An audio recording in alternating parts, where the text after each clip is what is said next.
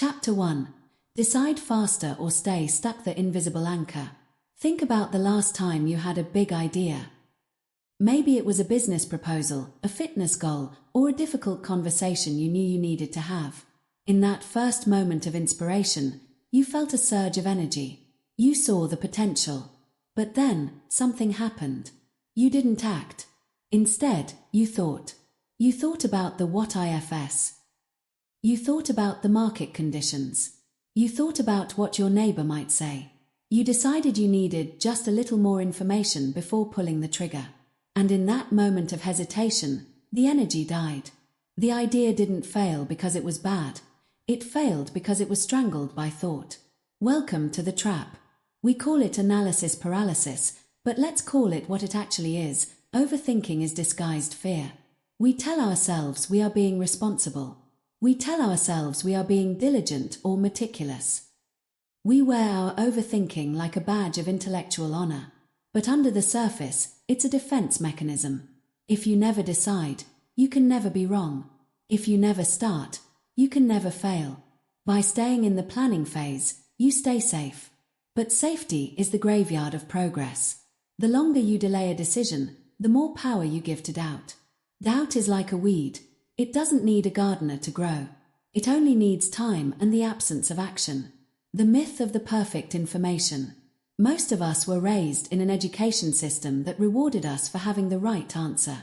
We were taught that mistakes are failures and that the goal is 100% accuracy. This works in a math test, but it is a recipe for disaster in the real world. In the real world, information is always incomplete. The environment is always changing. If you wait until you have 100% of the information to make a move, the opportunity has already passed you by. The market has shifted, the competitor has launched, or the window of motivation has closed. Consider the 70% rule popularized by Jeff Bezos. He argues that most decisions should be made with somewhere around 70% of the information you wish you had. If you wait for 90%, in most cases, you're being slow. Speed is a competitive advantage. Why? Because a decision made with 70% information can be corrected if it's wrong. But a decision that is never made cannot be corrected. It just sits there, weighing you down, consuming your mental bandwidth. Repeat this after me, or say it in your mind. A good decision today beats a perfect decision someday. Let that sink in. A good decision, one that is solid, actionable, and directional, is infinitely more valuable than a perfect decision that exists only in your imagination. Perfection is a destination that doesn't exist. Today is the only reality you have to work with.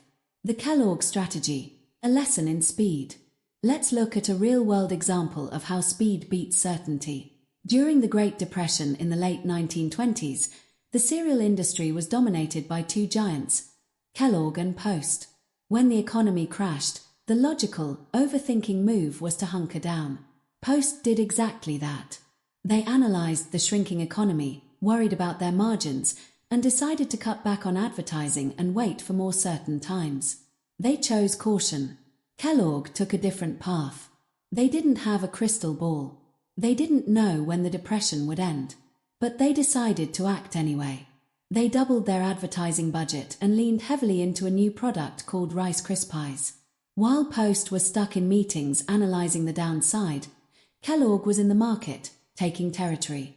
By the time the economy stabilized, Kellogg's profits had risen by 30%, and they had become the undisputed leader of the industry, a position they have maintained for nearly a century. Post stayed stuck in the safety of analysis. Kellogg chose the risk of execution. Who do you want to be in your own life? The person waiting for the right time, or the person making it the right time? The cost of mental bandwidth. Every undecided choice in your life is an open loop in your brain. Think of your mind like a computer. Every time you delay a decision, whether it's what to eat for dinner or whether to quit your job, it's like opening a new tab in your browser. If you have 50 tabs open, the whole system starts to lag. You feel tired, not because you're working hard, but because you're thinking hard about things you haven't done yet. Decision fatigue is real. The more time you spend agonizing over a choice, the less energy you have to actually execute it. This is why highly successful people, from Steve Jobs to Mark Zuckerberg, often wore the same outfit every day. They weren't making a fashion statement. They were protecting their decision capital. They knew that every small decision they could automate or speed up left more fuel in the tank for the big moves. When you stay stuck, you aren't just losing time. You are losing the very mental energy required to succeed. The framework: how to decide faster. So, how do we break the habit? How do we stop the spiral of what if and move into what is? We need a practical framework to force the brain out of the loop and into the world. Step 1. The 60-second rule for small stakes. For any decision that will not matter in a year, what to buy, what email to respond to first, what workout to do, give yourself exactly 60 seconds. Set a timer if you have to. If you haven't decided in 60 seconds, choose the first option on the list. Train your brain to realize that the world doesn't end when you make a fast choice. Step 2. Commit publicly. Overthinkers love the dark. They love to keep their ideas hidden so they can perfect them. Kill this habit by shining a light on your intentions. Tell your spouse, your friend, or your social media following, "I am making a decision on this by 5 p.m. Thursday." Accountability creates a forcing function. It makes the pain of looking like a flake greater than the fear of making a mistake. Step 3. The 5-minute action. Once a decision is made, you are in a high-risk zone. This is where buyer's remorse or decision regret sets in. Your brain will try to pull you back into the thinking loop. You must prevent this by moving immediately. If you decided to start a business, buy the domain name right now. If you decided to go on a diet, throw away the cookies in the pantry right now. Don't wait until tomorrow. Move within 5 minutes. Action is the only thing that kills doubt. The mantra of the mover. As we close this first chapter, I want you to burn this principle into your subconscious. You are not a thinker. You are a doer who happens to use their brain. Your value is not in your ability to contemplate. Your value is in your ability to contribute. The world does not pay you for what you know. It pays you for what you do. The most brilliant, well-thought-out plan in history is worth $0 if it never leaves your head. A messy, imperfect, flawed plan that is executed today is worth everything. If you are feeling stuck right now, it is likely because you are trying to see the whole staircase before you take the first step. You don't need to see the top floor. You just need to decide to put your foot on the first step. Repeat it one more time. A good decision today beats a perfect decision someday. Don't go to the next chapter yet.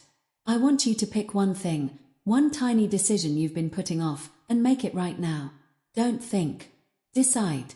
See you in chapter 2, where we'll talk about why clarity is a reward for the brave, not a gift for the cautious. Chapter 2. Clarity comes from action, not thought. The Great Waiting Room. There is a place where most dreams go to die. It isn't a place of failure or a place of rejection. It is a place called the waiting room. In the waiting room, you'll find millions of people sitting on the edge of their seats, staring at the door, waiting for a very specific feeling to arrive. They are waiting to feel ready. They believe that once they have enough information, once they have the perfect plan, and once they feel a surge of absolute certainty, the door will open and they will finally begin their life's work. But here is the cold, hard truth that most people will never tell you. Readiness is a myth. If you are waiting to feel ready before you start that business, write that book, or change your life, you will be waiting until the day they bury you. Readiness isn't something that happens to you while you're sitting still. Readiness is something you create through the act of moving. We have been sold a lie that says, think, then act. In the world of high-level execution, the formula is actually act, then think, then act again. The fog of the mind. Why do we get stuck in our heads? It's because the human brain is a simulation machine. It's designed to look at a goal and try to predict every possible obstacle between here and there. But there's a problem. Your brain can only simulate based on what it currently knows. Imagine you are standing at the edge of a dense forest at night, holding a flashlight. You want to get to a cabin on the other side of the woods.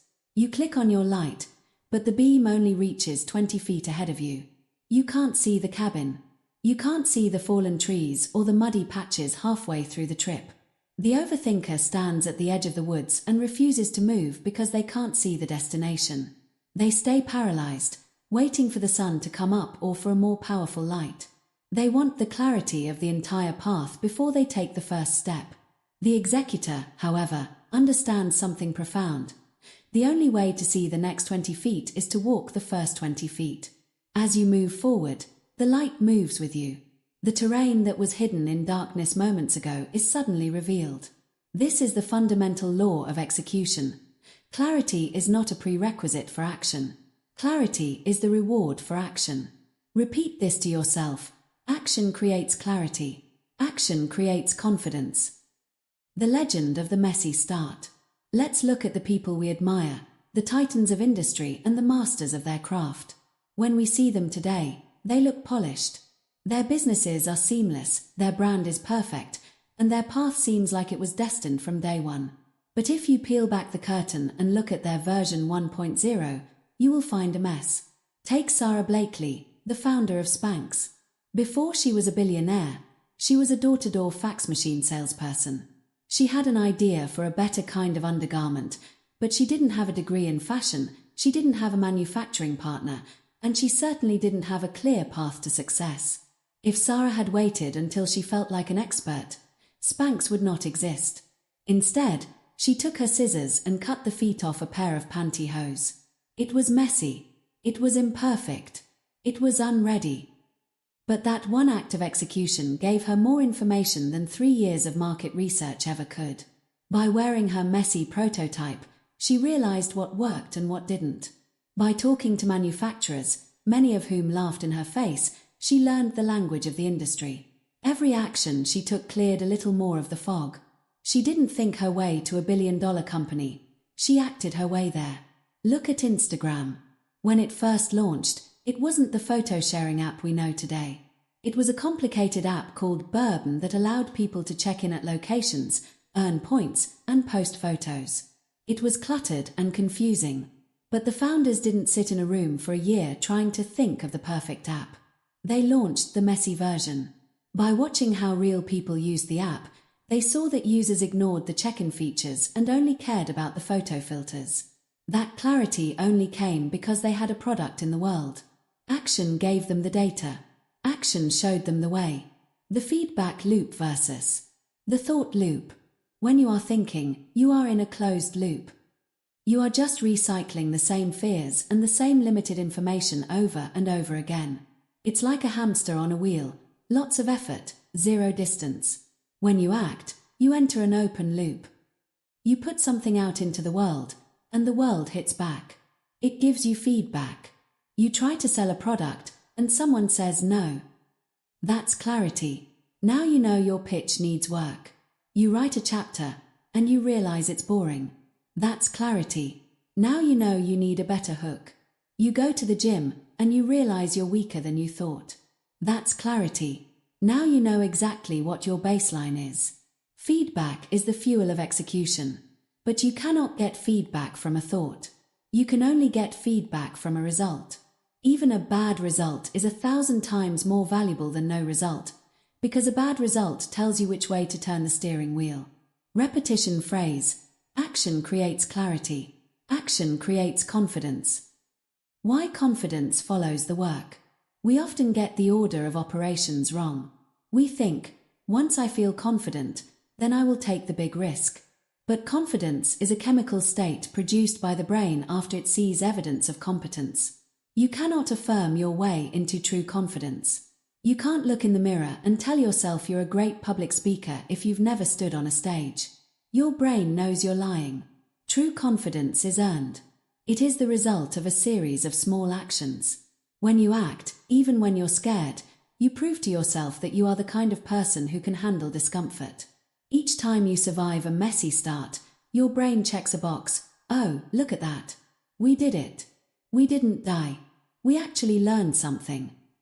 That is where confidence comes from. It's not the absence of fear. It's the presence of evidence. If you want more confidence, stop searching for it in your mind and start building it with your hands. The myth of the right way. Overthinking often stems from the belief that there is a right way to do things, and we just haven't found it yet. We spend hours researching the best workout routine, the best marketing strategy, or the best way to start a podcast. Here is a secret. For 99% of things, there is no best way, there is only your way.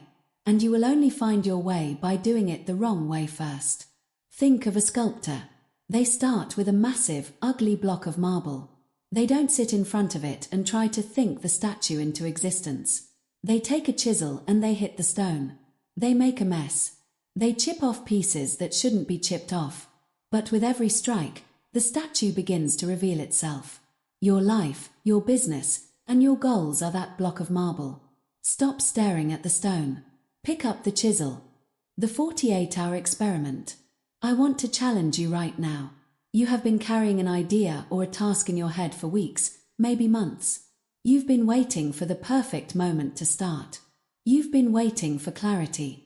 I want you to give yourself a 48-hour window to produce the ugly version of that idea. If it's a business, I want you to make a one-page website or a social media post today. If it's a book, I want you to write 3 pages of the worst prose you've ever written. If it's a fitness goal, I want you to do 10 minutes of movement right now in your living room. Do not try to make it good.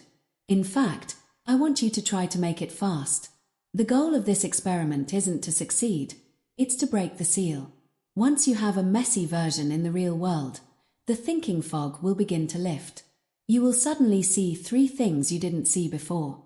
You will have 3 questions you didn't know you needed to ask. That is clarity. It didn't come from your meditation app or your journal. It came because you dared to be messy. The momentum principle. Action is the engine of momentum. In physics, an object at rest stays at rest. An object in motion stays in motion. Overthinking is the state of being at rest. It is heavy, it is stagnant, and it is difficult to break.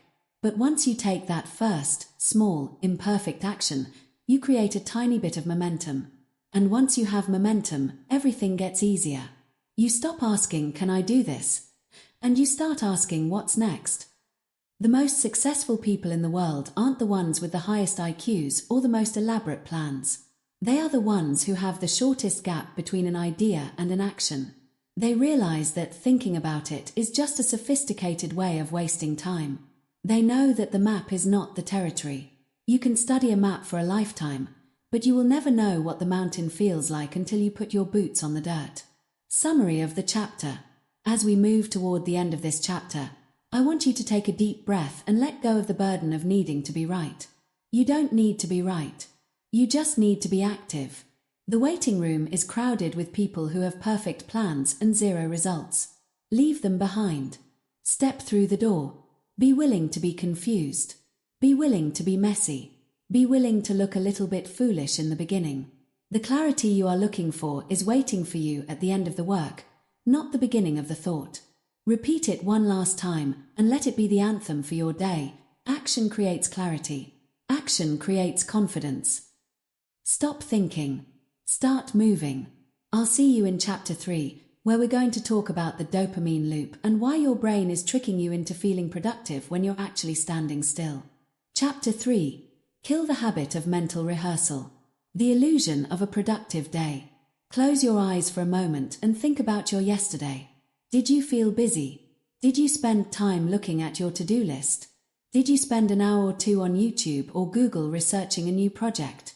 Did you spend time color-coding a spreadsheet or organized your desk so you could finally get down to work? At the end of the day, you likely felt a sense of fatigue. You felt like you had put in the hours. But if you look at the actual needle, the measurable progress toward your biggest goal, did it move even a millimeter? For most of us, the answer is no. We are caught in a cycle of mental rehearsal.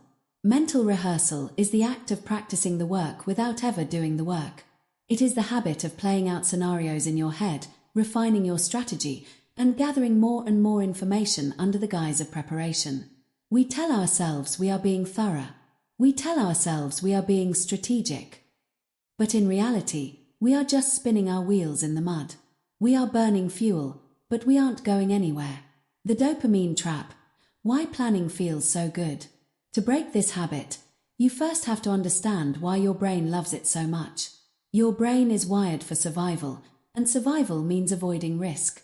Execution is risky. When you actually do the thing, you might fail. You might be rejected. You might realize you aren't as good as you thought you were. Planning, however, is perfectly safe. Here is the biological glitch. When you sit down and plan a magnificent future, when you imagine your business succeeding, or your body transforming, or your book being a bestseller, your brain releases dopamine. Dopamine is the reward chemical. It makes you feel good. The problem is that your brain is remarkably bad at telling the difference between a real accomplishment and an imagined one. When you spend 3 hours rehearsing your success through research and planning, your brain gives you a participation trophy in the form of a dopamine hit. You feel the satisfaction of the win without ever having to step onto the field. This is a dangerous loop. It's a dopamine loop of planning. You get the high of the goal, so you lose the hunger to do the work. This is why people who talk the most about their big plans often achieve the least. They have already spent the satisfaction of the achievement in their minds. Repeat this mantra: plan once, execute twice. Everyday scenarios.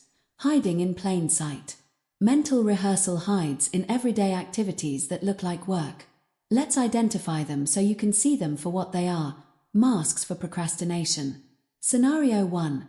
The research rabbit hole. You decide you want to start investing in real estate. What do? You buy 5 books. You subscribe to 10 podcasts. You watch 300 hours of how-to videos. 6 months pass. You know everything there is to know about interest rates, property management, and closing costs. But you haven't made a single phone call to a realtor. You haven't looked at a single house in person. You aren't a real estate investor. You are a real estate researcher. You are rehearsing. Scenario 2. The tool hunt. You decide you want to get fit. You spend 2 weeks researching the best cross-training shoes.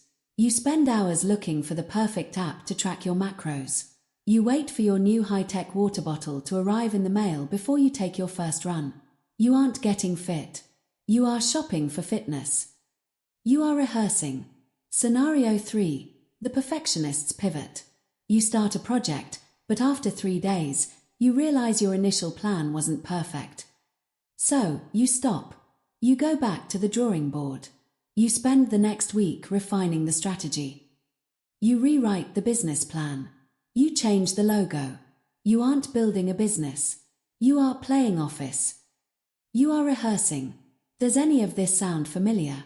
If it does, don't be ashamed. It is the default setting of the human mind. But if you want to be an executor, you must override this setting. The right time fallacy. The most common form of mental rehearsal is waiting for the right time. I'll start when the kids are back in school. I'll start when work slows down. I'll start when I have more money in the bank. We rehearse the perfect launch in our heads, waiting for the stars to align. But the stars never align. The universe is in a constant state of chaos. There will always be a bill to pay, a cold to catch, or a distraction to manage. Waiting for the right time is just mental rehearsal in a different costume. It is a way of saying, I'm not ready for the discomfort of reality yet. The right time is a ghost. If you keep chasing it, you'll spend your whole life in the wings of the theatre, never stepping onto the stage. Interrupt the loop with this thought. Plan once. Execute twice. How to kill the habit. The 2-to-1 execution ratio. To kill the habit of mental rehearsal, we need to implement a hard rule for our time. I call this the 2-to-1 execution ratio. For every 1 hour you spend planning, researching, or thinking about a project, you must spend at least 2 hours in the line of fire, actually doing the work. If you spend 30 minutes watching a tutorial on how to use a new software, you are not allowed to watch another video until you have spent 60 minutes inside that software, clicking buttons and making mistakes.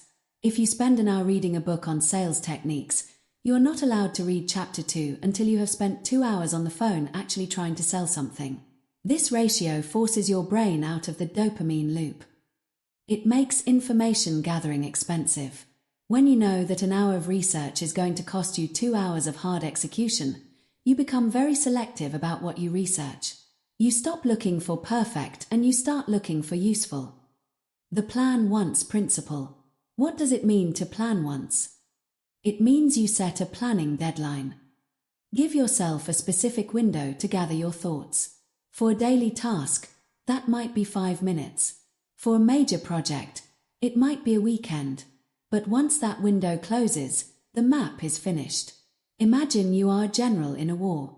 You sit in your tent, you look at the maps, and you decide on the direction. But once the soldiers start marching, you don't go back into the tent every 5 minutes to redraw the map. You stay on the field. You deal with the reality in front of you. When you find yourself wanting to replan, realize that it is almost always a fear response. Your brain is trying to retreat to the safety of the tent. Don't let it. Trust the plan you made when you were calm and keep your boots on the ground. Repetition phrase. Plan once. Execute twice. The architecture of an execution block. If you want to stop rehearsing, you need to change the way you look at your schedule. Most people have planning blocks hidden everywhere, but no execution blocks. An execution block is a period of time where thought is forbidden. During this time, no new research is allowed. If you realize you don't know how to do something, you don't go to Google. You find a workaround or you make a note to research it after the execution block is over. No refining is allowed. You don't change the font. You don't tweak the colors. You don't reword the email for the 10th time. You ship the good enough version. No checking is allowed. You don't check your email, your stats, or your social media. You focus entirely on the output. This is how you build the muscle of execution. In the beginning, it will feel uncomfortable. Your brain will scream for a dopamine hit. It will try to convince you that you need to check one more thing. It will tell you that the work you are doing is sloppy. Let it scream. Your job isn't to make the brain happy. Your job is to make the project move. From consumer to producer. The ultimate goal of killing mental rehearsal is to shift your identity from a consumer to a producer. A consumer consumes information. They consume plans. They consume inspiration. They are the audience. They are safe, but they are also stagnant. A producer produces results. They produce mistakes. They produce ugly first drafts. They are the actors on the stage. They are exposed, but they are the ones who change the world. Every time you choose to do instead of think, you are stepping out of the audience and onto the stage. You are telling your brain that the imagined win is no longer enough. You want the real thing. The 5-minute kill switch. As we wrap up this chapter, I want to give you a tool you can use today. I call it the 5-minute kill switch.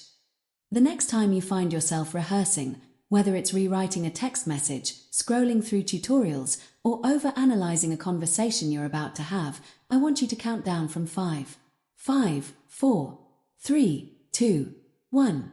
When you hit 1, you must kill the thought and take the physical action. Send the text. Close the browser tab. Walk into the room. Don't give your brain the chance to start the next rehearsal loop. Interrupt the mantra. Say it one last time. Plan once. Execute twice. You don't need more information. You have enough. You don't need a better plan. Your current plan is sufficient. What you need is to stop practicing for your life and start living it. I'll see you in chapter 4, where we're going to dismantle the biggest excuse of all, I just don't feel motivated. We're going to talk about why discipline is the only engine you can trust. Chapter 4. Discipline beats motivation every time. The great motivation lie. We have all been there. It's 11 p.m. on a Sunday night, and suddenly, you are hit with a wave of inspiration. You feel like you could conquer the world. You sit up in bed and plan your new workout routine, your new business strategy, or your new morning ritual. In that moment, you are motivated. You feel unstoppable. You feel like a brand new version of yourself. But then, 6 a.m. on Monday morning arrives. The room is cold. The bed is warm. The feeling you had last night is gone, replaced by a heavy sense of lethargy and a desire for just 10 more minutes of sleep. What happened? The plan didn't change. The goal didn't change. The why didn't change. Only one thing changed: your mood. This is the fundamental trap of the overthinker and the under-executor. We have been conditioned by a culture of hustle porn and inspirational quotes to believe that motivation is the fuel required for action. We wait for the spark. We wait to feel like it. We wait for the emotional weather to be perfect before we set sail. But if you only work when you are motivated, you are a slave to your emotions. And emotions are the most unreliable business partners in the world. They are fickle, they are easily hurt, and they disappear the moment things get difficult. If you want to start executing at a high level, you have to accept a cold, hard truth. Motivation is emotional and unreliable.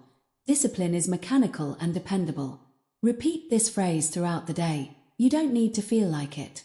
You need to do it. The amateur versus the pro.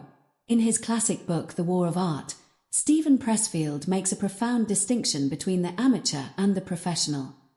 The amateur believes that they must first feel inspired before they can create. They treat their work as a hobby that depends on their mood. If the muse doesn't visit them, they don't show up to the desk. They are constantly overthinking their state of mind. Am I burnt out? Do I need more coffee? Maybe I should watch a motivational video. The professional, however, knows that the muse is a fickle goddess who only visits those who are already working. The professional doesn't check their pulse to see if they feel like working. They check the clock. Think about a professional athlete, an Olympian or a world-class marathoner. Do you think they wake up every morning for 4 years straight feeling motivated to run 20 miles in the rain? Of course not. There are days when their legs ache, when their mind is foggy, and when they would give anything to stay in bed. But they don't ask themselves, do I feel like running today? That question is irrelevant. They are athletes. Running is what they do. It is a mechanical requirement of their existence. Success is not a result of wanting it more. Success is a result of having a system that overrides your feelings. The engine and the weather. Imagine you are driving a car across the country.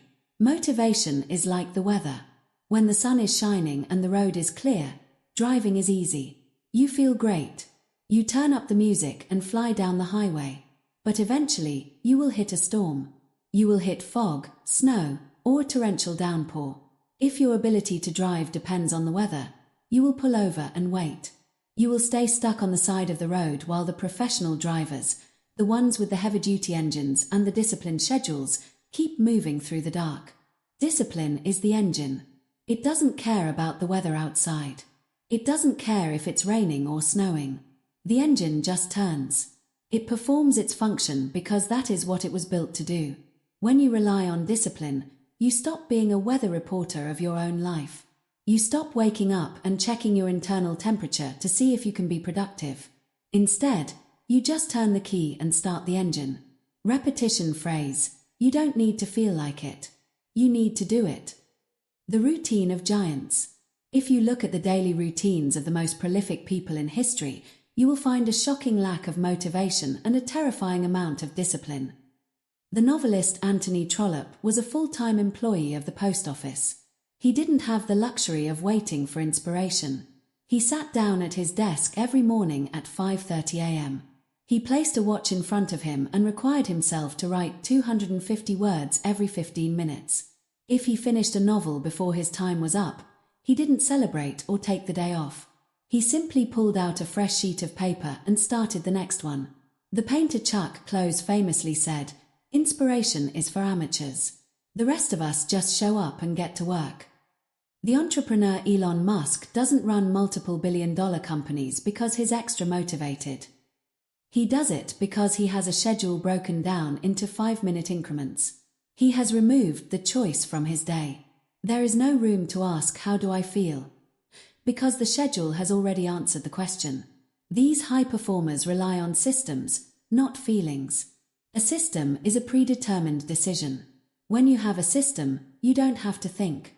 And as we've established, thinking is often the enemy of execution. Overthinking happens in the gap between knowing what to do and actually doing it. Discipline closes that gap. The resistance and the biological trap. Why is it so hard to do things when we don't feel like it? There is a biological reason.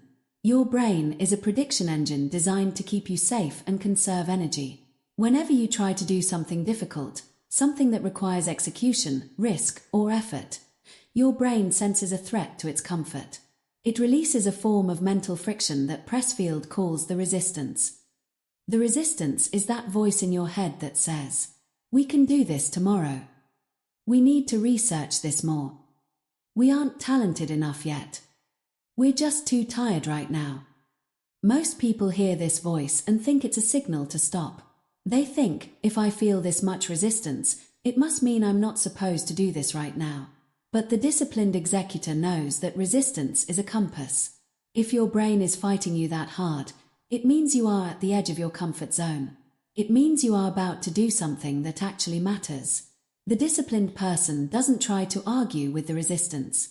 They don't try to feel better. They simply acknowledge the voice and then keep moving. They act in spite of the feeling, not in the absence of it. Building the discipline muscle. Discipline is not a personality trait. You aren't born disciplined. It is a muscle that is built through repetition. Every time you do something you said you would do, especially when you don't feel like it, you are doing a rep of discipline. If you say you're going to walk for 10 minutes at lunch, and you do it even though it's drizzling outside, you just got stronger. If you say you're going to write one email to a potential client, and you do it even though you feel a bit of social anxiety, you just got stronger. Conversely, every time you negotiate with yourself, every time you hit snooze or decide to wait until you feel more creative, that muscle atrophies. You are training yourself to be a person who can't be trusted by their own brain. The most dangerous thing you can do is break a promise to yourself. It destroys your self-efficacy. It feeds the overthinking loop because your brain knows that your plans are just suggestions. Repetition phrase: you don't need to feel like it. You need to do it. How to automate discipline. Since we know feelings are unreliable, the goal is to remove feelings from the equation as much as possible. We do this through 3 primary strategies. 1. The rule of no negotiation. Decide once. If you've decided to go to the gym on Mondays, Wednesdays, and Fridays, then the decision is made. When Monday morning comes, there is no negotiation.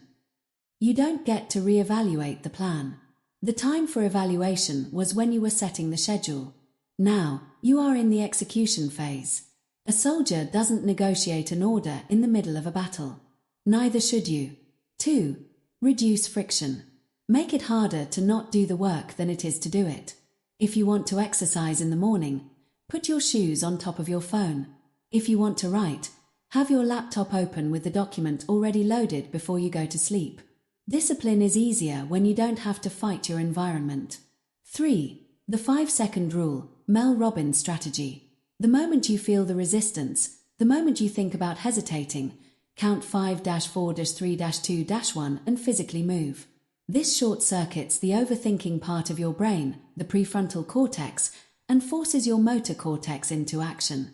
Don't wait for the feeling to change. Change your physical state, and the feeling will eventually catch up. The freedom of discipline. There is a great irony in discipline. People who are undisciplined think they are free. They think, I'm spontaneous. I do what I want, when I want. But in reality, the undisciplined person is the least free person on earth. They are a slave to their cravings, a slave to their moods, and a slave to their distractions. They are trapped by their own inability to finish what they start. The disciplined person is the one who is truly free. They have the freedom to build a business. They have the freedom to master a skill. They have the freedom to transform their body. They are the masters of their own destiny because they have mastered themselves. As Jocko Willink famously says, discipline equals freedom. Summary of the chapter. As we close this chapter, I want you to look at your to-do list for today. I want you to identify the one thing you have been avoiding because you just haven't felt the spark or you've been waiting for the right mood. That mood isn't coming. Or if it does, it won't stay. Stop checking your emotional pulse. Stop waiting for the sun to come out. Put on your boots, start the engine, and move. You don't need a motivational speech. You don't need a sign from the universe. You don't need to feel inspired, happy, or energetic. Say it one last time. You don't need to feel like it. You need to do it. In Chapter 5, we're going to talk about the shadow of excellence, perfectionism. We're going to learn why imperfect action is actually your greatest superpower and why done is the only data that matters. Chapter 5. Imperfect action is a superpower. The mask of standards. How many times have you said, perhaps with a hint of pride, "I'm just a perfectionist"? In our culture, perfectionism is often treated as a flaw that we secretly want people to admire. We use it in job interviews as a weakness that sounds like a strength. We use it to explain why we haven't launched our website, why we haven't finished the painting, or why we haven't started that new fitness program. We say, "I just have really high standards. I won't do it unless I can do it right." It sounds noble. It sounds like you are a person of integrity and excellence. But let's take the mask off and look at what perfectionism actually is. Perfectionism is procrastination wearing a mask of high standards. It is a sophisticated defense mechanism designed to protect your ego. As long as the project is in progress or under refinement, it can't be judged. As long as it isn't finished, it can still be perfect in your imagination. But the moment you finish it, the moment you put it out into the world, it becomes real. It becomes vulnerable. It can be critiqued, ignored, or failed. Perfectionism doesn't want you to be excellent. It wants you to be safe. And because nothing in the real world is ever truly perfect, perfectionism is effectively a stop command for your life. If you want to be a high-level executor, you must trade the anchor of perfection for the superpower of imperfect action. Repeat this to yourself. Done is data. Perfect is delay. The pottery class experiment. There is a famous story, often cited in books on creativity, about a ceramics teacher who conducted an experiment with his students. On the first day of class, he divided the students into two groups. The group on the left side of the studio, he said, would be graded solely on quality. To earn an A, they had to produce only one pot, but it had to be a perfect pot, flawless in shape, glaze, and finish. The group on the right side of the studio would be graded solely on quantity. To earn an A, they simply had to produce 50 pounds of pots. It didn't matter what they looked like, they just had to be weighed on the final day of class. At the end of the term, a curious thing happened. The highest quality pots, the most beautiful, artistic, and technically perfect works, were not produced by the quality group. They were all produced by the quantity group. Why? Because while the quality group sat around overthinking the perfect pot, debating theories of clay and aesthetics, the quantity group was busy executing. They were throwing clay onto the wheel, making mistakes, failing, and trying again. By the time they reached their 50th pound of clay, they had developed the muscle memory, the intuition, and the skill to create something beautiful. They learned through the data of their mistakes. The quality group had nothing but a pile of theories and a mediocre pot to show for it. The lesson is clear. The path to excellence is paved with a mountain of imperfect attempts. If you aren't willing to produce crap, you will never produce gold. The myth of the flawless launch. We look at the massive successes of our time and assume they started out that way. We see the iPhone in its latest iteration, a sleek, powerful, nearly perfect piece of technology, and we forget what the first iPhone looked like in 2007. The original iPhone couldn't copy and paste text. It didn't have an app store. It didn't have 3G connectivity. It was, by today's standards, a bad phone. If Steve Jobs and Apple had waited until the iPhone was perfect, they would still be working on it today, and the world would still be using Blackberries. Apple understood the superpower of imperfect action. They knew that they needed to get version 1.0 into the hands of real people to see how they used it. They needed the data that only comes from execution. The same is true for Netflix. When they started, they were a mail-order DVD service. They weren't a streaming giant with award-winning original content. If they had waited for the internet speeds of 2024 to exist before they launched, they would have missed their window. They started with what they had, and they iterated. You are likely waiting for version 10.0 of your idea before you launch version 1.0. You are trying to solve problems that haven't even happened yet. You are worrying about the finish when you haven't even bought the clay. Reinforce the mantra. Done is data. Perfect is delay. Steering a moving car. Imagine you are sitting in a car that is parked in your driveway. You want to go to a city 100 miles away. You sit in the driver's seat and you turn the steering wheel left. Does the car move? No. You turn it right. Does it change your direction? No. You can turn that wheel all day long, you can think and plan and strategize your route, but until the car is in motion, the steering wheel is useless. The same applies to your goals. You cannot steer a life that is standing still. You cannot refine a business that hasn't sold a product. You cannot edit a book that hasn't been written. Imperfect action gets the car moving. Once you are in motion, even if you are heading in the wrong direction, you can steer. You can make micro adjustments. If you launch a product and people don't like the price, you can change the price. If you start a workout and your knees hurt, you can change the exercises. But if you stay in the driveway of your mind, trying to calculate the perfect route, you stay stuck. The data you get from 1 hour of imperfect action is more valuable than 100 hours of perfect thinking. The ugly version strategy. One of the best ways to kill perfectionism is to deliberately aim for an ugly version. When you start a new project, give yourself permission. In fact, give yourself a mandate to make the first version as ugly, messy, and flawed as possible. Write the ugly first draft. Build the ugly prototype. Record the ugly first video.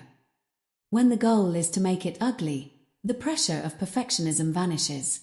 Your ego is no longer on the line because you intended for it to be imperfect. This lowers the activation energy required to start. What you will find is that once the ugly version exists, it's much easier to fix. It's no longer a scary, abstract idea in your head. It's a tangible thing you can improve. Most of the time, your ugly version is actually 80% of the way there. Perfectionism was just making that last 20% look like an impassable mountain. Done is data, the feedback loop. Why is done so powerful? Because done provides data. In the world of execution, there are no failures, only data points. If you ask someone on a date and they say no, that is data. It tells you about your approach or your compatibility. If you post a video and nobody watches it, that is data. It tells you about your headline or your thumbnail. If you try a new habit and it doesn't stick, that is data. It tells you about your environment. The overthinker views these things as failures and uses them as an excuse to stop. The executive views them as data and uses them as a reason to adjust. When you realize that your only job is to collect as much data as possible, your fear of being imperfect disappears. You start to see yourself as a scientist. A scientist doesn't get embarrassed when an experiment fails. They just write down the result and move to the next experiment. Repeat the phrase, done is data. Perfect is delay. The ego's last stand. If you are still struggling to let go of perfection, ask yourself this: who am I trying to impress? Often, perfectionism is rooted in an obsession with how we are perceived. We want to be seen as the person who gets it right the first time. We want to be the natural who doesn't have to struggle. But this is an incredibly selfish way to live. When you refuse to share your work, your gift, or your service because it isn't perfect yet, you are depriving the world of what you have to offer. The people who need your help, your product, or your art don't care if it's perfect. They care if it works. They care if it helps them. A person who is starving doesn't care if the bread is perfectly shaped. They just want the bread. A person who is looking for a solution to their problem doesn't care if your website has a typo. They care if you can solve their problem. Stop making it about you. Stop making it about your ego. Make it about the execution. Make it about the result. The rule of 70% excellence. For the next week, I want you to adopt the rule of 70%. Aim to do everything at 70% of your maximum perfect capacity. Send the email when it's 70% polished. Finish the workout when you've done 70% of what you planned, rather than waiting for the perfect hour of time. Launch the project when it's 70% ready. This doesn't mean being lazy. It means being efficient. It means realizing that the last 30% of perfection takes 90% of the energy and provides almost none of the initial value. When you operate at 70%, you move 3 times faster. You gather data 3 times faster. You learn 3 times faster. And eventually, You will reach a level of true excellence that the perfectionist can only dream of. Summary of the chapter. As we close this chapter, I want you to identify the anchor you've been dragging. What is that one thing you've been refining for too long? What is that one thing you haven't started because you're afraid of it being mediocre? I give you permission right now to be mediocre. I give you permission to be messy. I give you permission to be version 1.0. The world is full of perfect thinkers who have nothing to show for their lives. The world belongs to the imperfect doors who were brave enough to be seen starting. Say it one last time, and believe it. Done is data. Perfect is delay. In Chapter 6, we're going to talk about how to manage the big picture without getting crushed by it. We're going to learn how to shrink the battlefield and focus on the only move that matters. Chapter 6. Shrink the battlefield. The wall of overwhelm. Have you ever sat down to work on a major goal, maybe starting a business, writing a thesis, or renovating your home, and felt a sudden, heavy sense of exhaustion before you even picked up a pen? You look at the sheer mountain of tasks ahead of you. You see the thousands of details that need to be managed. You see the months, or even years, of effort required to reach the finish line. In that moment, your brain does a quick calculation of the energy required versus the energy available, and it hits the emergency shut-off switch. This is the wall of overwhelm. Overwhelm is not a result of having too much to do. Overwhelm is a result of thinking too big. It is the consequence of trying to fight a war on every front at the same time. When you think about the big picture, you are looking at the entire battlefield. You see every enemy, every obstacle, and every risk across 1,000 miles of territory. No wonder you're paralyzed. No wonder you're overthinking. Your brain wasn't designed to process 1,000 miles of reality at once. It was designed to handle the immediate environment. To start executing, you must learn the tactical art of shrinking the battlefield. Repeat this focus phrase: win the hour. The day will follow. The general's secret. In military history, the greatest generals were not the ones who had the most ambitious plans. They were the ones who understood the point of attack. If a general is tasked with taking over a massive fortified city, they don't tell their soldiers to just go take the city. That would be suicide. Instead, they shrink the battlefield. They identify one specific gate, one weak point in the wall, or one supply bridge. They ignore 99% of the city and focus 100% of their resources on that one single point. Once the bridge is taken, the battlefield shifts. Now, the goal is the gate. Once the gate is taken, the goal is the town square. They don't win the war in one giant leap. They win it through a sequence of small, focused victories. Your life is no different. Your big goal is the fortified city. If you keep staring at the whole city, you will stay camped in the woods, overthinking your strategy. You need to pick a bridge. You need to identify the one specific, tiny piece of the map that you are going to conquer in the next 60 minutes. The one-move rule. To shrink the battlefield, you must adopt the one-move rule. The rule is simple. At any given moment, there is only one move that matters. Not the next 10 moves. Not the final move. Just the immediate actionable step that is right in front of you. Think about a professional chess player. They might have a long-term strategy, but when they sit at the board, they can only move one piece at a time. If they spend all their mental energy worrying about the checkmate 30 moves away, they will miss the fact that their opponent is about to take their knight right now. When you are overthinking, you are playing mental chess with a ghost opponent. You are worrying about problems that don't exist yet. What if I launch this and no one buys it? That's move 50. You're on move 1. What if I get fit and then I get injured? That's move 100. You're on move 1. How will I manage a team of 20 people? You don't even have your first customer yet. You're on move 1. The one-move rule dictates that you ignore the ghost. You bring your focus back to the physical reality of the present moment. What is the one move you can make in the next 10 minutes that creates progress? If you're writing a book, the move isn't writing a chapter. That's too big. The move is opening the laptop and typing one sentence. If you're starting a business, the move isn't getting a loan. The move is Googling the requirements for a business license. Repeat the mantra, win the hour. The day will follow. The science of the small win. There is a powerful psychological reason why shrinking the battlefield works: dopamine. As we've discussed, your brain craves the reward of completion.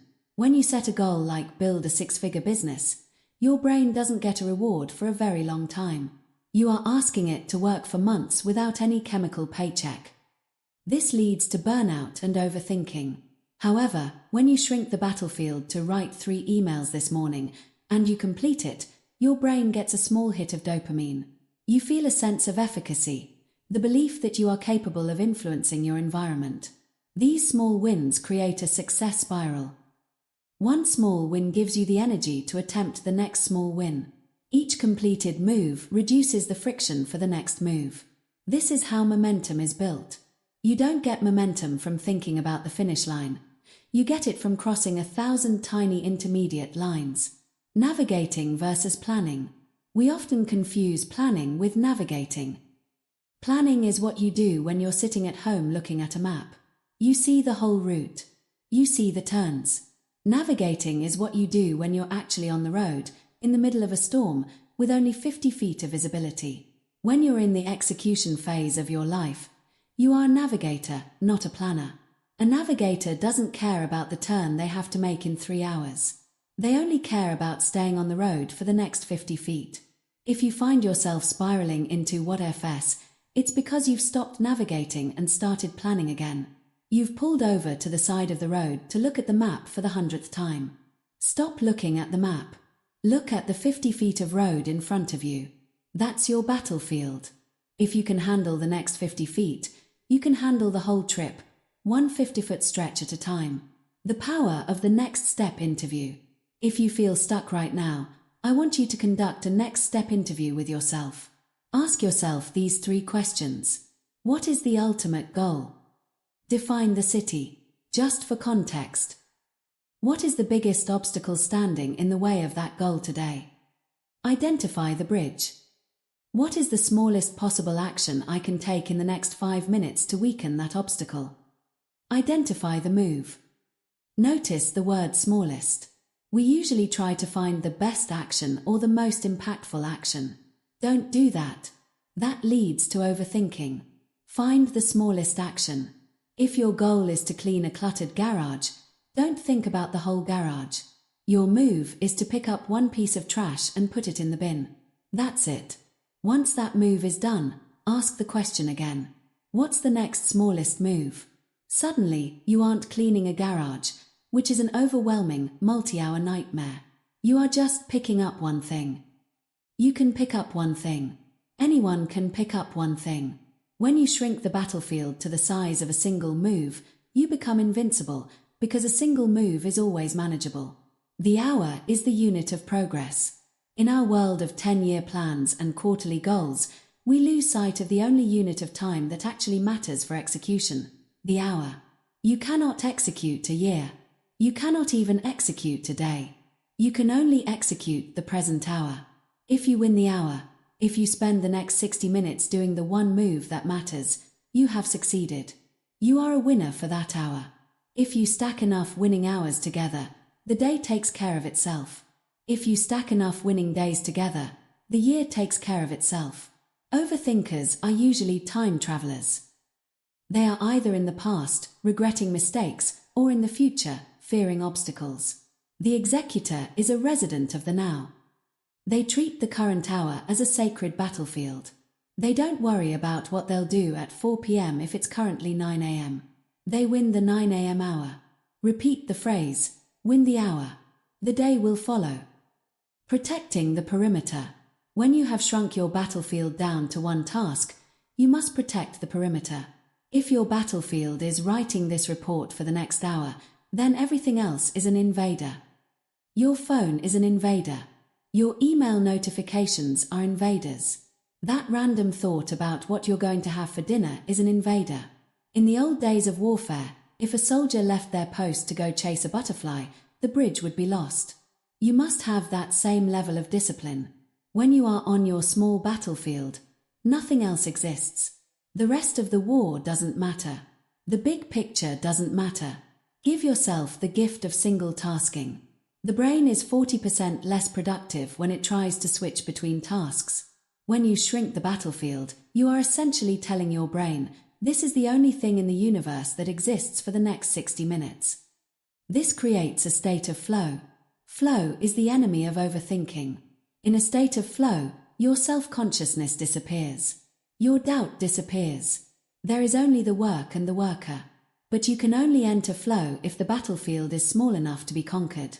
The lamppost strategy. There is a famous story about a marathon runner who was on the verge of quitting. His legs were screaming, his lungs were burning, and he still had 10 miles to go. He looked at the finish line in his mind and he couldn't see it. He felt defeated. Then, he changed his strategy. He stopped thinking about the finish line. He looked at the next lamppost, about 50 yards ahead. He said to himself, I'm not running a marathon. I'm just running to that lamppost. He reached it. Then he picked the next lamppost. Then the next. He lampposted his way through the final 10 miles. You need to lamppost your way to your goals. Don't worry about the marathon of your career or your project. Where is the next lamppost? Is it an email? Is it a phone call? Is it a single page of writing? Run to the lamppost. Stop. Pick the next one. Summary of the chapter. As we close this chapter, I want you to look at the fortified city you've been trying to conquer. I want you to feel the weight of it, and then I want you to put it down. You don't have to conquer the city today. I want you to find your bridge.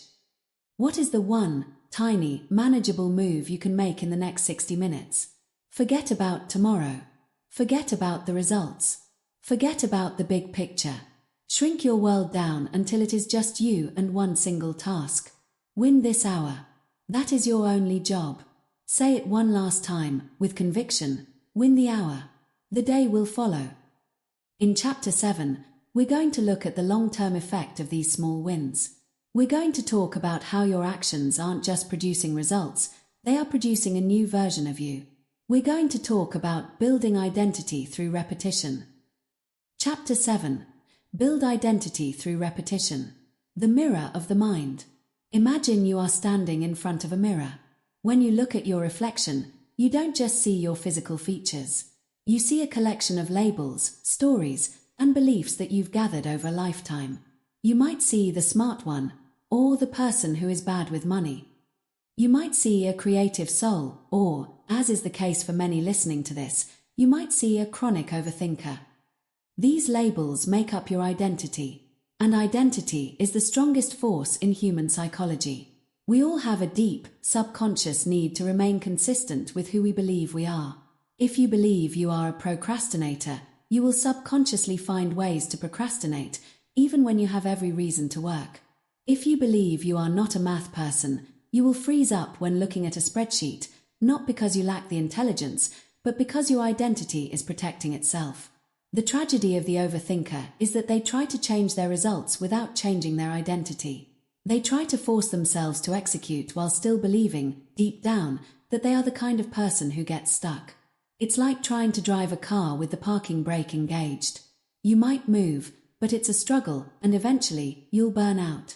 To stop overthinking forever, you don't just need better hacks. You need a new mirror. You need to become a person for whom execution is not an effort, but a reflex. Anchor phrase: every action is a vote for who you become. The affirmation fallacy. For decades, the self-help industry has told us that the way to change your identity is through affirmations. They tell you to stand in front of that mirror and tell yourself, I am a high achiever, I am a disciplined executor, or I am a winner. There's only one problem. Your brain knows you're lying. If you spend all morning telling yourself you're a disciplined person, but then you spend all afternoon scrolling through social media and avoiding your work, your brain sees the discrepancy. It keeps a tally of your actions, and those actions carry far more weight than your words. You cannot think your way into a new identity. You cannot talk yourself into confidence. Confidence is not a gift. It is a result. It is the memory of past successes. To change who you are, you must change what you do. Identity is not a permanent tattoo. It is a living, breathing record of your recent history. If you want to change the record, you have to change the data you're giving your brain to process. The ballot box of the self. Think of your identity like an election. Every day, you are casting votes for the type of person you are. When you wake up and hit the snooze button 3 times, you are casting a vote for a person who is undisciplined. When you sit down and write 1 page of your book despite being tired, you are casting a vote for a person who is a writer. When you spend 2 hours overanalyzing a simple email, you are casting a vote for an overthinker. Here is the good news. You don't need a unanimous vote to win an election. You don't have to be perfect. You don't have to win every single hour of every single day. You just need a majority. If you can ensure that, by the end of the day, you have cast more votes for the executor than for the overthinker, you have won. And as those votes pile up over days, weeks, and months, the election becomes a landslide. Eventually, you stop having to try to execute. You simply do it, because that's who you are. The votes have built a foundation of evidence that your brain can no longer deny. Repeat this phrase: every action is a vote for who you become. The shift from wanting to doing. Most people spend their lives in the state of wanting. I want to be a runner. I want to be a business owner. I want to be a person who gets things done. Wanting is a passive state. It's a state of longing that keeps the goal at a distance. When you want something, your identity is the person who lacks. The executor makes the shift from the verb to want to the verb to be through the bridge of doing. You don't become a runner the day you finish a marathon. You become a runner the day you put on your shoes and go for a run, even if it's only for 10 minutes. In that moment, you are doing what a runner does. Therefore, for those 10 minutes, you are a runner. If you do that every day for a month, you stop saying I want to run and start saying I am a runner. The label follows the action. The same applies to your work. You don't become an entrepreneur when you hit $1 million in revenue. You become an entrepreneur the moment you create a product and offer it for sale. You are doing the work of an entrepreneur. You are casting a vote. Stop waiting for a title, a degree, or a level of success to give you permission to claim an identity. Claim the identity by performing the smallest possible version of the habit associated with it. The identity of the finisher. One of the most powerful identity shifts you can make is becoming a finisher. Most overthinkers are great starters. They have new project energy. They love the first 10% of a project because it's all potential and no pain. But the moment the messy middle hits, the moment it requires boring, repetitive execution, they retreat back into their heads. They start a new planning phase for a different project. This creates an identity of a starter. And being a starter is a curse, because starters have a graveyard of half-finished ideas that haunt their self-esteem. To break this, you must cast votes for being a finisher. This means finishing things that don't even matter, just to prove to your brain that you are a person who closes loops. If you start a book, finish it, even if you have to skim the last few chapters. If you start a 30-day challenge, finish all 30 days, even if you do the bare minimum on day 25. If you open a tab on your browser to read an article, read the whole thing or close the tab. Don't leave it open for later. Every time you finish something, you are telling your brain, I am a person who sees things through to the end. This identity is the ultimate shield against overthinking, because overthinking thrives on open loops. A finisher doesn't have open loops. The evidence-based confidence loop. As you cast these votes, something magical happens in your neurochemistry. This is the evidence-based confidence loop. Action. You perform a small task you were overthinking. You cast a vote. Evidence. Your brain records the completion. It sees that you survived the risk. Identity update. Your subconscious mind adjusts its map of you. Maybe I'm not a procrastinator after all. Reduced friction. The next time you face a task, you have less internal resistance because your identity is now aligned with action. This is how people who seem naturally disciplined operate. They aren't using more willpower than you. In fact, they are often using less willpower.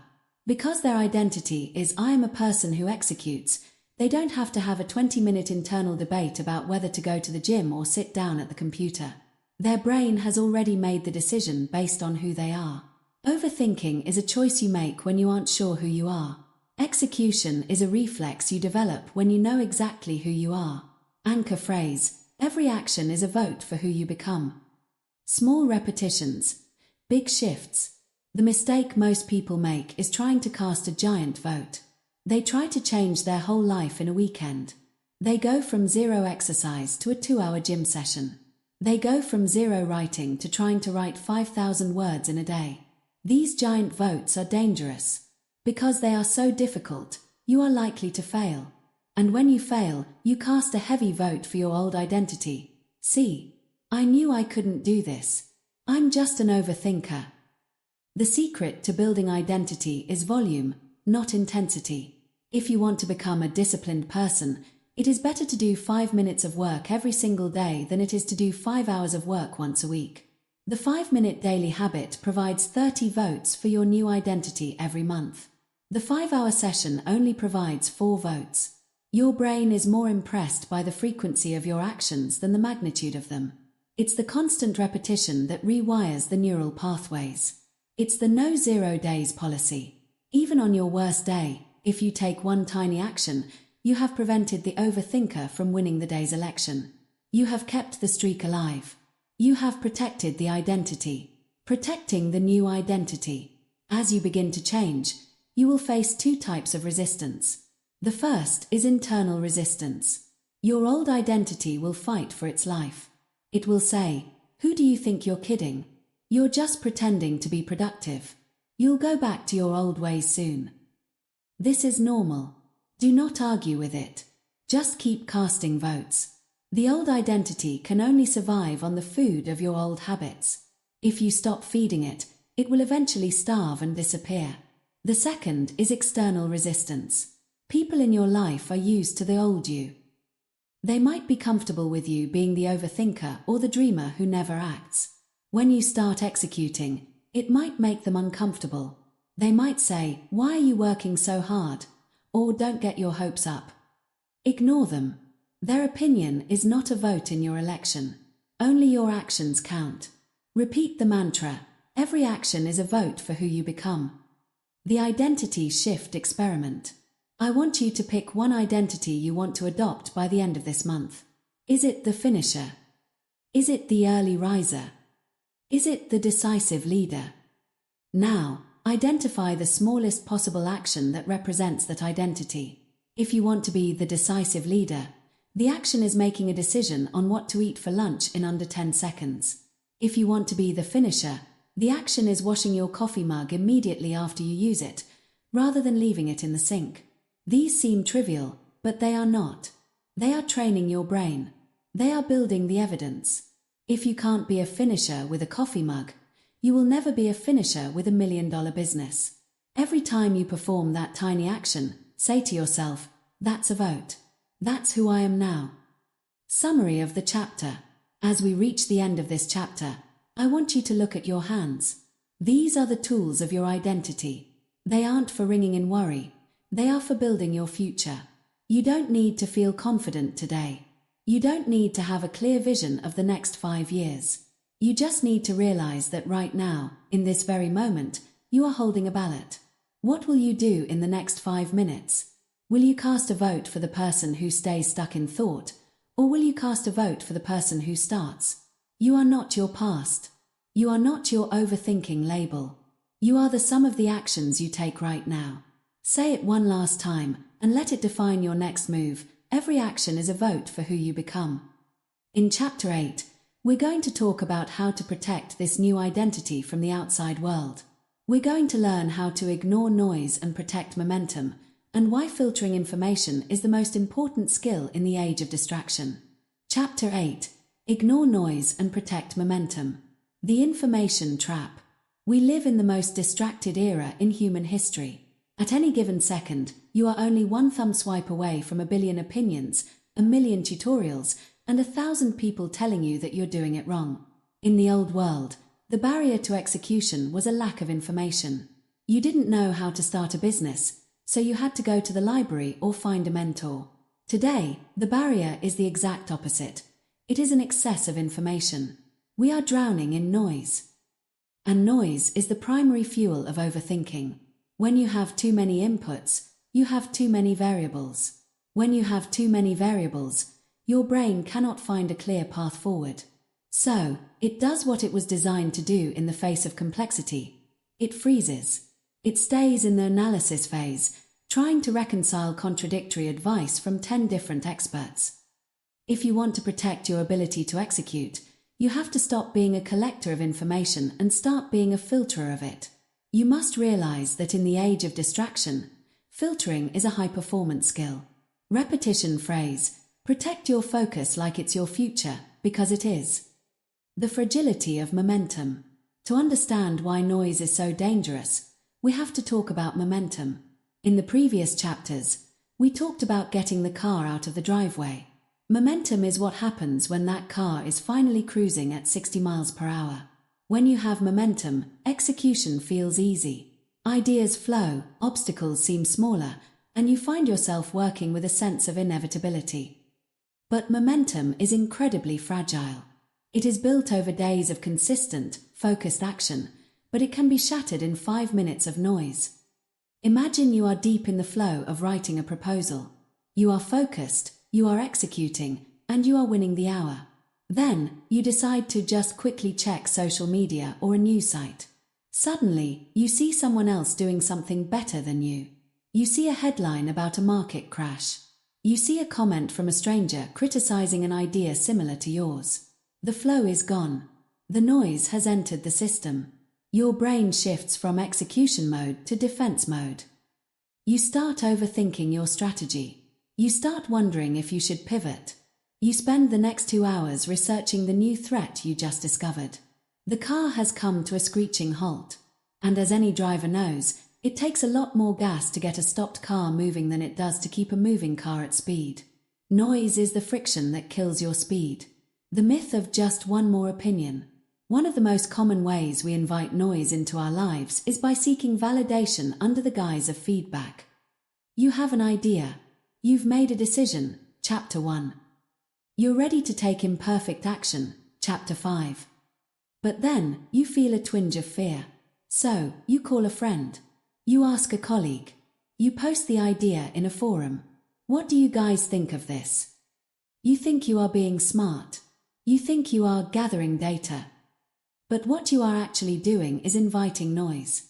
Most people will give you advice based on their fears, their limitations, and their lack of context. If you ask 10 people for their opinion, you will get 10 different directions. Now, instead of one clear path, you have a mental map that looks like a bowl of spaghetti. You are back to overthinking. Successful executors have a very small circle of advice. They only listen to people who have already achieved the specific result they are looking for. Everyone else is just noise. If you want to build a house, don't ask a person who has never picked up a hammer for their thoughts on your floor plan. Repeat the phrase, protect your focus like it's your future, because it is. The low information diet. To protect your momentum, you must go on a low information diet. This doesn't mean being ignorant. It means being selective. It means moving from just-in-case learning to just-in-time learning. Just-in-case learning is when you consume information because it might be useful someday. This is the YouTube rabbit hole. This is the endless scrolling of industry news. It fills your head with noise and fictional problems that you don't need to solve yet. Just-in-time learning is when you only consume information that is directly required for your one move, Chapter 6. If your move is to set up a website, you only read about website setup. You ignore articles about scaling to 10 million users because you aren't there yet. By limiting your inputs to only what is immediately actionable, you clear the mental clutter. You give your brain a smaller battlefield to focus on. Practical strategies to filter noise. How do we do this in a world designed to grab our attention? It requires a digital fortress mindset. 1. The blackout period. The first 3 hours of your day should be a total information blackout. No email. No news. No social media. No check-ins. This is your deep execution time. When you start your day by consuming other people's thoughts, noise, you spend the rest of the day reacting to them. When you start your day with your own execution, you set the tone for the world to react to you. 2. Aggressive unsubscribing. If an email newsletter doesn't consistently help you execute, delete it. If a social media account makes you feel behind or triggers overthinking, unfollow it. You are not being rude. You are being protective. Your mental bandwidth is your most valuable asset. Don't give it away for free to people who don't contribute to your mission. 3. The 24-hour rule for feedback. When you receive a piece of criticism or a new idea from the outside world, don't react immediately. Let it sit in a holding tank for 24 hours. Most noise loses its power after a night's sleep. If it's still relevant after 24 hours, address it. Usually, you'll realize it was just a distraction trying to break your momentum. Repeat the phrase, protect your focus like it's your future, because it is. Opinions are not data. We often confuse the loudness of an opinion with the validity of it. The overthinker is deeply affected by what people might say. But who are these people? Most of the time, they are a faceless crowd of spectators. Spectators have the luxury of being loud because they aren't the ones on the field. They aren't the ones risking anything. In Chapter 5, we said done is data. Note that I didn't say opinions are data. Data is, I sent 100 emails and got 2 replies. That is objective reality. You can work with that. Noise is, my uncle thinks people don't like getting cold emails anymore. That is a subjective opinion. It is useless. When you are executing, you must learn to ignore noise and only look for signals. A signal is a measurable result from the real world. An opinion is just someone's rehearsal, Chapter 3, projected onto you. If you let noise dictate your actions, you aren't a leader. You're a weather vane, turning whichever way the wind blows. Protect the work in progress. There is a biological phenomenon called social reality. When you tell everyone your big plans before you've actually done the work, your brain gets a premature hit of dopamine. It feels like you've already achieved it. But even worse, you've now invited everyone's noise into the most vulnerable stage of your project. The work in progress phase should be protected like a newborn. It is fragile. It is still being formed. It isn't ready for the harsh winds of external criticism. Stop announcing your starts. Stop checking in with everyone. Build in silence. Execute in the dark. Let your results be the first thing people see. When you show people a finished product, the noise doesn't matter anymore because the execution is already a fact. You can't overthink a result that has already happened. The joy of ignoring. There is a massive amount of freedom that comes from realizing you don't have to have an opinion on everything. You don't have to know what's happening on Twitter. You don't have to respond to every "what do you think about X?" text. Every time you say "I don't know" or "I'm not following that right now," you are reclaiming a piece of your brain. You are emptying the trash so there is more room for execution. The most successful people I know are surprisingly ignorant about a lot of things. They don't know the latest celebrity scandal. They don't know the latest political drama that will be forgotten in a week. They don't know what their competitors are doing every hour. What they do know is their own one move. They know their next step. They know their data. They have realized that ignorance is often a prerequisite for focus. Repetition phrase, protect your focus like it's your future, because it is. Measuring progress internally. To stay immune to noise, you must change how you measure success. The overthinker looks for external markers. How many likes did I get? What did my boss say? Are people noticing me? These markers are noisy and outside your control. The executor looks for internal markers. Did I win the hour? Did I complete my daily non-negotiables? Is the work better than it was yesterday? When your scorecard is internal, the noise of the world loses its volume. If the world is screaming that you're a failure, but your scorecard says you've executed your one move for 5 days in a row, you can smile and keep moving. You know the data. They only have the noise. Summary of the chapter. As we close this chapter, I want you to take a digital audit. Look at your phone. Look at your inbox. Look at the people you spend the most time talking to.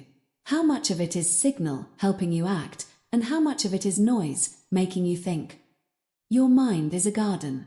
If you let everyone throw their trash over your fence, you will never grow anything of value. You have to be the gatekeeper.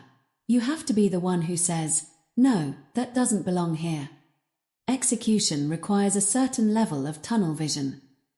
It requires the ability to look at the finish line and ignore the spectators in the stands.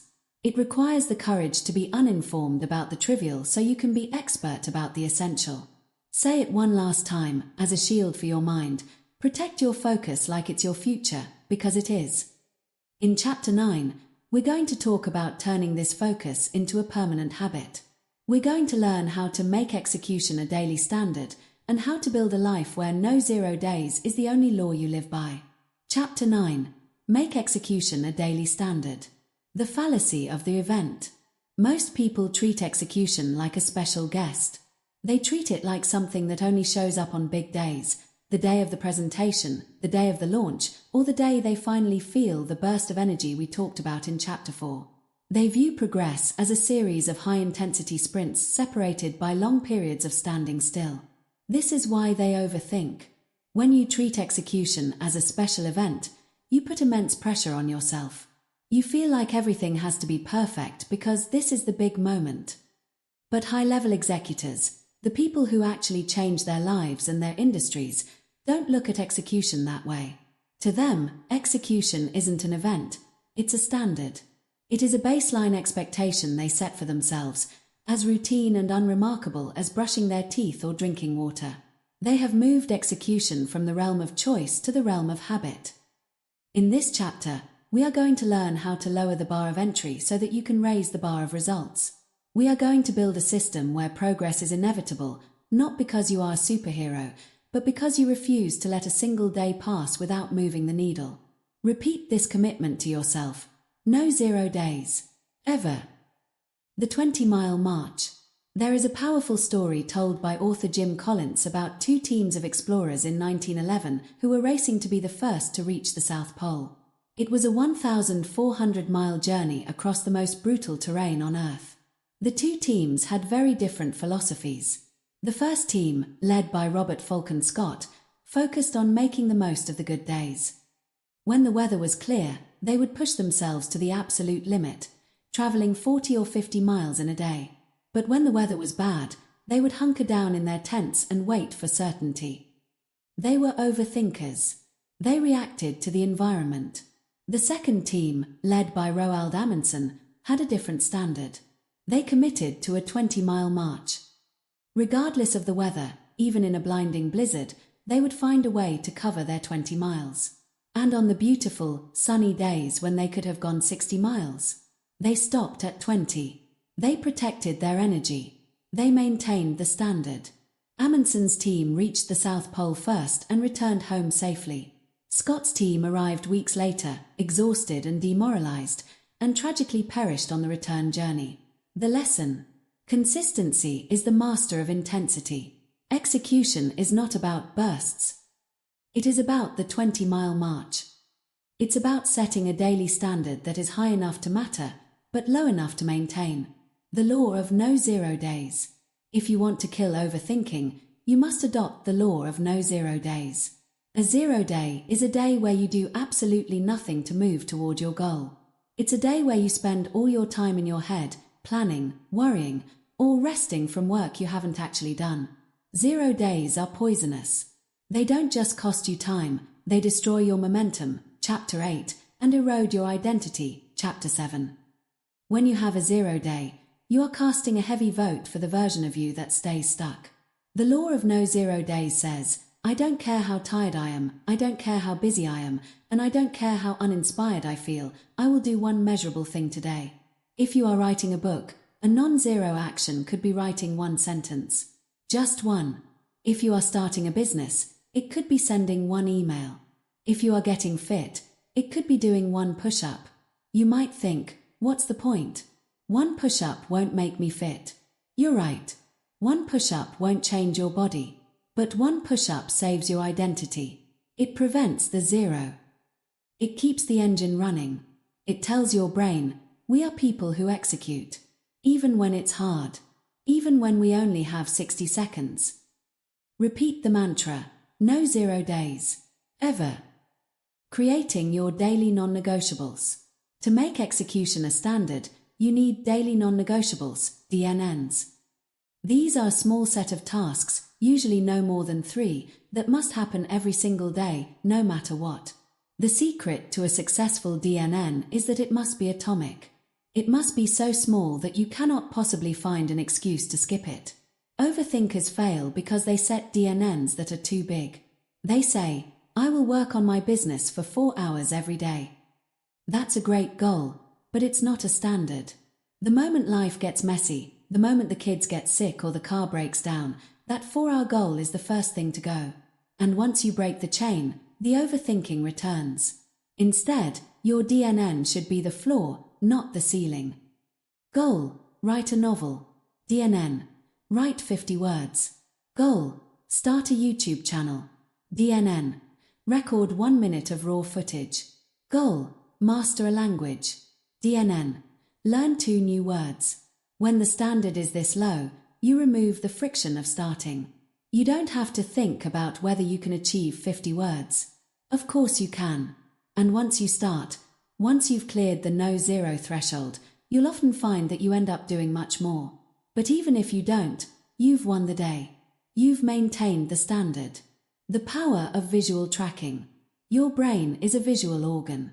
It loves to see progress. This is why you need a physical way to track your no 0 days. One of the most effective methods is the Seinfeld strategy. Early in his career, Jerry Seinfeld wanted to be a better comedian. He decided that the way to do that was to write better jokes, and the way to write better jokes was to write every day. He bought a big wall calendar and a red marker. Every day that he sat down to write, he put a big red X over that date. After a few days, he had a chain. His only job then was, don't break the chain. When you look at a calendar and see 14 red XS in a row, you feel a surge of pride. That is identity data. But more importantly, you feel a healthy pressure to keep it going. When it's 10 p.m. and you're tired, you look at that calendar and you think, I am not leaving a blank space on that wall. You'll get out of bed and do your one move just to earn the X.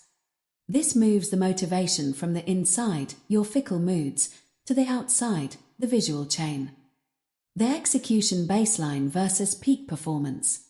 We often get discouraged because we can't stay at our peak performance every day. We think that if we aren't crushing it and working at 100% capacity, we are failing. This is overthinking at its finest. Execution is about your baseline, not your peak. Think of a professional musician. They have days where they play a sold-out show at Madison Square Garden with perfect energy. That's their peak. But they also have days where they are tired, have a cold, and are practicing in a hotel room. They don't play as well as they do at the Garden, but they still play. They meet their baseline. If you only execute when you're at your peak, you'll only work about 10 days a year. If you execute at your baseline every single day, you will surpass everyone who is waiting for their peak to arrive. Ask yourself, what is the absolute minimum I can commit to doing on my worst day? That is your standard. Build your life around that, and the peak days will become a natural bonus. Repeat the phrase, no 0 days, ever. Closing the thinking-doing gap. The biggest enemy of daily execution is the thinking-doing gap. This is the time between when you wake up and when you start your first non-zero task. Overthinkers let this gap stretch for hours. They check their phone, they have coffee, they look at the news, they check their email, they think about their to-do list. By the time they are ready to work, they have already used up half their mental energy on noise. Chapter 8. To make execution a standard, you must minimize the gap. The most effective way to do this is the first hour rule. For the first hour of your day, you do not input. You do not check anything. You do not respond to anyone. You simply execute your first DNN. By winning the first hour, you have already secured a no-zero day before most people have even finished their first cup of coffee. This creates a halo effect for the rest of your day. You move through your afternoon with the confidence of someone who has already won. Automation, the ultimate standard. The final step in making execution a standard is to automate as much as possible. If you have to decide to be productive every morning, you will eventually fail. Decision fatigue is real. Instead, use implementation intentions. An implementation intention follows the formula: when situation X happens, I will action Y. When I pour my first cup of coffee, I will write 50 words. When I close my laptop for lunch, I will do 10 squats. When I get in my car after work, I will record a 1-minute voice memo for my project. When you tie your execution to an existing habit, you remove the need for willpower. The environment makes the decision for you. Execution becomes an automatic response to a trigger. That is the gold standard of performance. Forgiving the slip-up, but never the second. What happens if you fail? What if, despite your best efforts, you have a 0 day? The overthinker will use a single failure as an excuse to collapse. Well, I broke the chain. I guess I'm just not a disciplined person. I might as well give up for the rest of the week. You must adopt the never miss twice rule. Missing 1 day is an accident. Missing 2 days is the start of a new habit, the habit of quitting. If you miss a day, don't overthink it. Don't beat yourself up. Don't spend 3 hours journaling about why you failed. Just wake up the next morning and get your X. Forgive yourself immediately and return to the standard. 1 blank space on the calendar is a blemish. 2 blank spaces is a trend. Protect the trend. Summary of the chapter. As we close this chapter, I want you to stop looking at your big, intimidating goals. I want you to look at the next 24 hours. Execution is not a mood. It's not an inspiration. It's a baseline. It is the simple, mechanical act of refusing to let the sun go down on a 0 day. You don't need to be amazing today. You don't need to be perfect. You just need to be active. Build your chain. Pick your 3 non-negotiables. Minimize the gap. The secret to finishing great things is simply the refusal to stop doing small things. Say it one last time and let it be your law for the rest of your life. No 0 days. Ever. In our final chapter, Chapter 10, we are going to talk about the ultimate prize. We're going to talk about the trait that separates the dreamers from the legends. We are going to learn how to become the person who finishes. Chapter 10. Become the person who finishes. The graveyard of good intentions. Take a look around your house, your digital desktop, or the hidden corners of your mind. What do you see? Most of us see a graveyard. It's a graveyard of half-read books. It's a graveyard of domain names for businesses that were never launched. It's a graveyard of week 1 workout logs, half-finished paintings, and great ideas jotted down in notebooks that haven't been opened in 3 years. Starting is easy. Starting is exciting. Starting is fueled by that new project energy we talked about in Chapter 3, that rush of dopamine that comes when the potential is high and the work hasn't become difficult yet. Anyone can start. In fact, most of the world is comprised of professional starters. But the world does not reward starters. The world doesn't pay for intentions. The market doesn't value potential. The world only rewards those who cross the finish line.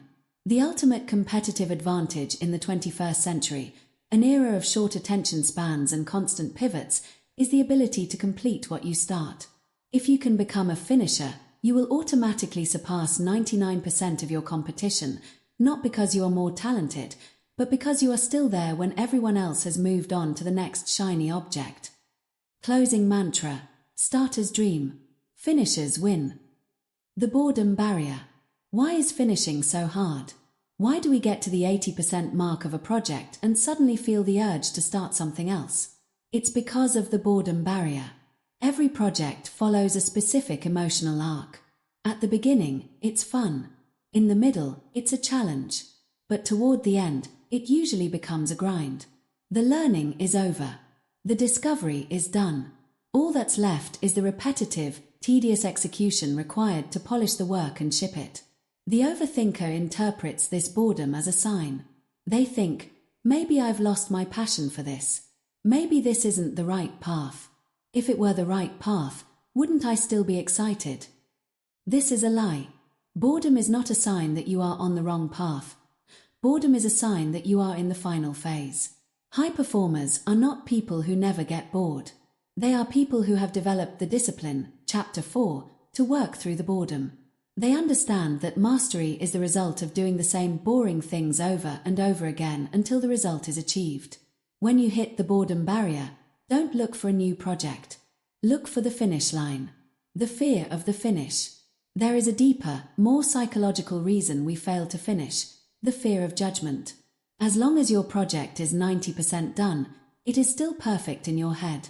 It is still a work in progress. But the moment you finish it, the moment you hit send, publish, or launch, it is no longer yours. It belongs to the world. And the world might not like it. Overthinkers often subconsciously sabotage the final 10% of a project because they are terrified of what happens after the finish line. If they never finish, they never have to face the data, chapter 5. They can live forever in the safety of almost done. To become a finisher, you must realize that an unfinished project is the same as a non-existent project. A book that is 99% written but never published helps exactly 0 people. A business that is almost ready earns $0. You must be brave enough to be finished. You must be brave enough to be imperfect in public. Repeat this to yourself. Starters dream. Finishers win. The legend of the last mile. In marathon running, there is a phenomenon known as the wall. It usually happens around mile 20. Your body has depleted its glycogen stores. Your brain is screaming at you to stop. Your legs feel like lead. The difference between those who finish and those who quit isn't their physical fitness. It's their mental relationship with the last mile. The quitters look at the remaining 6 miles and think about the pain. The finishers look at the next step and think about the identity, chapter 7. They realize that the last mile is where the glory is. It's where the character is forged. In your projects, the last mile is often the most expensive. It takes 20% of the time to do 80% of the work, but it takes the remaining 80% of your emotional energy to finish that last 20%. When you find yourself in the last mile, this is not the time to reevaluate your goals. This is not the time to think.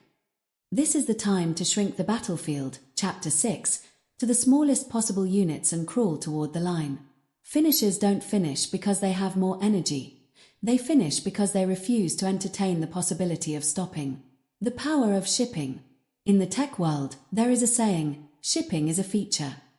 It doesn't matter how many features your software has if you never ship the update. You need to make shipping your primary metric of success. Did you ship the email? Did you ship the video? Did you ship the proposal? When you become obsessed with shipping, you stop overthinking the quality and start focusing on the completion. There is a profound transformation that happens to your brain when you finish something. You get a massive, permanent boost in self-efficacy. You have proven to yourself that you are closer. That confidence carries over into your next project. Starters are always exhausted because they are always carrying the weight of unfinished business. Finishers are energized because they have closed their loops and are ready for the next challenge. The definition of done. One reason we fail to finish is that we don't know what finished looks like. We have vague goals like I want to get organized or I want to improve my marketing. Vague goals are the playground of the overthinker. Because there is no clear finish line, you can keep refining forever. To become a finisher, you must create a definition of done before you start. Done is when I have 10,000 words on the page. Done is when I have made 50 cold calls. Done is when the website has a buy button and is live. Once you reach that definition, you stop. You don't tweak. You don't add one more thing. You ship. You can always iterate later, version 2.0, but you must honor the finish line of version 1.0. Repeat the mantra, starters dream, finishers win. The competitive landscape of the extra mile. Think about your industry or your niche. Think about all the people who started at the same time as you. Where are they now? Most of them have quit. They got bored. They got distracted. They hit a 0 day and never recovered. They overthought themselves into a different career path. This is the great secret of success. The extra mile is a very lonely place. There is no traffic jam at the finish line. Most of your competition will eliminate themselves by simply being unable to finish what they start. If you can stay in the game, if you can maintain your daily standard, Chapter 9, and ignore the noise, Chapter 8, you will eventually win by default. Persistence is the ultimate cheat code. You don't have to be the smartest person in the room. You just have to be the last person standing. The legacy of the finisher. When people look back at your life, they won't remember the ideas you had. They won't remember the plans you made in your journals. They won't remember the potential you had in your 20s. They will remember what you left behind.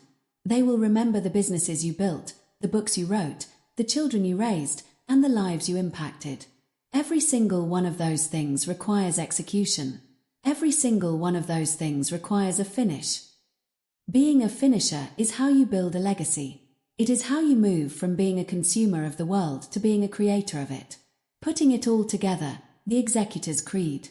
As we conclude this book, let's look back at the path we've traveled. We learned to decide faster, because a good decision today beats a perfect one someday. We learned that clarity comes from action, and we must leap before we feel ready.